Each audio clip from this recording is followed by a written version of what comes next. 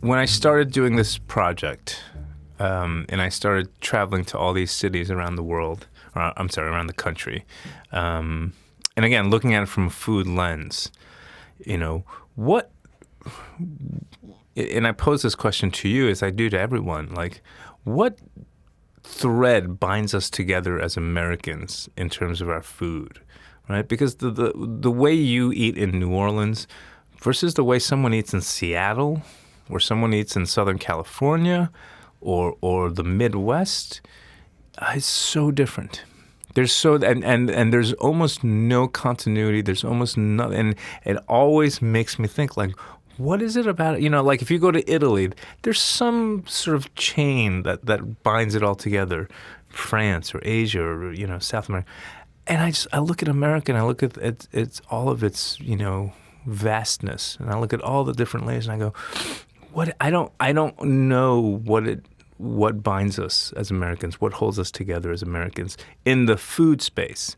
But then you take it to another level and go, what makes us Americans? And I think that's the ultimate question. And the ultimate question for me is, in that vast sort of definition of America, where's my place in it? Where do I belong in it as this immigrant of Korean kids who grew up in Brooklyn but cooks Southern food and lives in the South, but doesn't quite belong in the South, but in part of the South. And, and I think all of us are just looking for our place in this world. And when it comes to a culinary or cultural landscape in America, like, where do I fit in?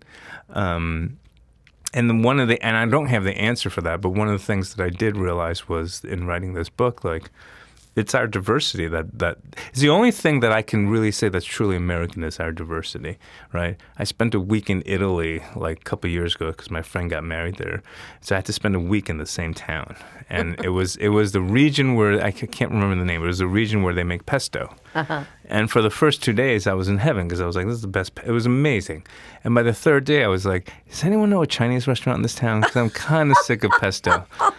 And by the fourth day, I was just like, I can't eat another bite of this thing.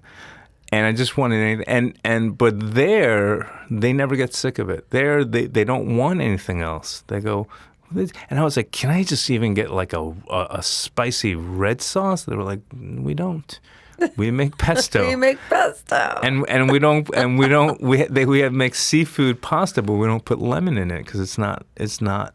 Lemons don't grow here, and just that kind of very strict traditionalism, which is fine for that part of Italy, would never fly here because we demand diversity. We want diversity in our food. We want to wake up and eat fried chicken and have an Indian food for lunch and have hummus for dinner. And that's not even weird. But it's something... Because we're American. Because we're American. But it's something that in any other country would be such a luxury, would be such a weird thing because you don't do that. You don't eat outside of your class or your race or your whatever it is. And here, that's the one thing that I can find about this country that we can all agree on is that we like our food, and we like our food to be very different. We want choices and we want diversity.